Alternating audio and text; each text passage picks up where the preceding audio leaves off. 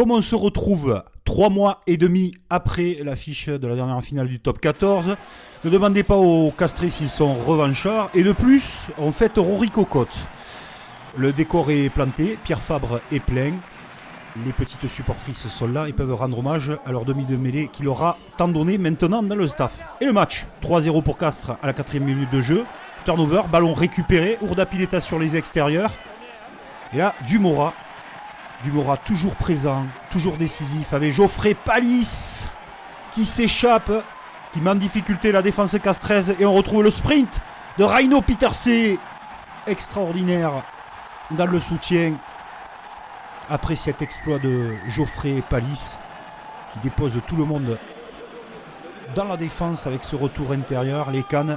Pieterse, le coffre et la vitesse pour le second de ligne castré. Mpateng, on le connaît, pourtant ils sont prêts les Montpelliérains, ils le savent. Là regardez, c'est parti, Mpateng, explosif sur 10 mètres, qui marque cet essai tout seul, la spéciale, la castraise, et elle marche toujours. 15-3 pour les castrés. Transformation derrière, mais regardez la puissance de Wilfried Mpateng. 17-3 pour Castres. Il est temps de réagir pour les Montpelliérains. Le champion de France a des choses à montrer. Ils sont largement dominés à la 34e minute de jeu. Donc on va remettre les bases en place, être patient, se calmer et surtout servir à Prasice qui libère Cobus Reinach qui pour son retour signe un essai. Ça fait beaucoup de bien avant la mi-temps. La pression, le petit périmètre d'Aprasice qui donne un ballon décisif. On tape en touche. Rory Cocotte est bien là. Il a la tunique dans le staff sous les yeux du président Revol et de Mathias Roland. Seconde période, Castres veut accentuer sa pression sur le champion de France. Beaucoup de combats, on le voit. Et là, on va sortir le canonnier, l'artificier, pratiquement 50 mètres. Benjamin Urdapilleta qui passe cette pénalité qui vient concrétiser le boulot des avant-castrés. Les fautes se multiplient, les Montpelliérains sont dominés. Au niveau des collisions et du jeu au sol, on ne se sort pas, c'est clair.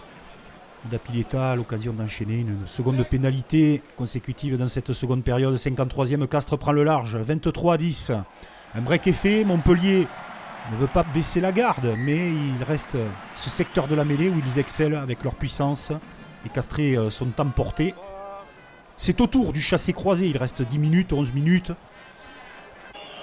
de Louis Foursan d'enquiller et de ramener Montpellier dans un bonus éventuel, voire même plus, si affinité.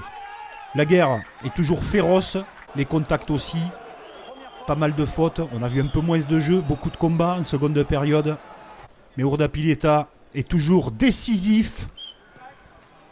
C'est bien Castres qui est devant, plus 13, 26-13 à la 72e. Il ne se passera plus rien jusqu'à la fin du match. Castres a pris sa revanche. On a bien fêté Rory Cocotte. C'était important pour les Tarnais qui restent toujours des adversaires redoutables à domicile. Montpellier devra se remettre en question pour revenir dans ce championnat.